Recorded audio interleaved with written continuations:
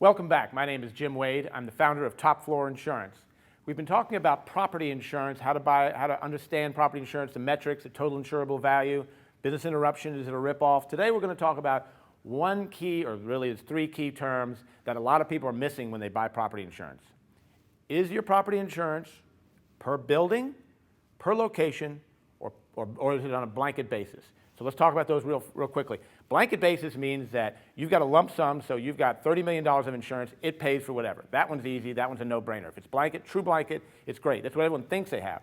So you have 30 apartment communities and you've got $500 million limit and it's blanket, everything's covered until you run through the $500 million limit. So no-brainer there. Per location now, we got to be a little more careful. So let's say you have 10 communities, some of them are on the coast, some of them are inland, and you've got one community that's insured for $10 million, another insured for $20 million. If one of those community is wiped out completely, which can happen on the coast or could happen with a tornado we found inland, if it's completely wiped out and you've got $10 million, that means per location, that limit of $10 million is all you're going to get paid. You better be careful that you've got that thing valued correctly. All right, now here's the one that you really need to worry about.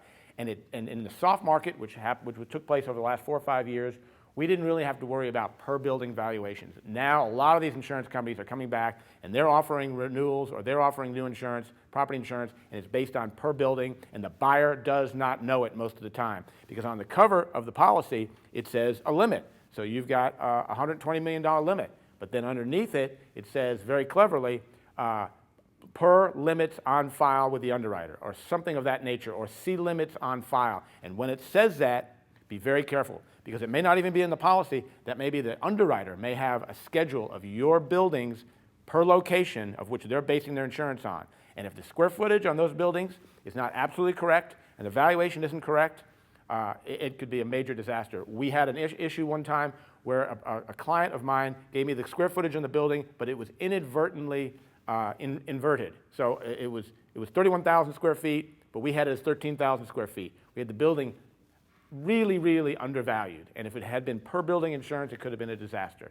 So look carefully, ask your broker, do I have per building insurance, per location insurance, or is it what we call true blanket insurance? Thanks so much for listening. My name is Jim Wade with Top Floor Insurance. If you have any questions, feel free to call me.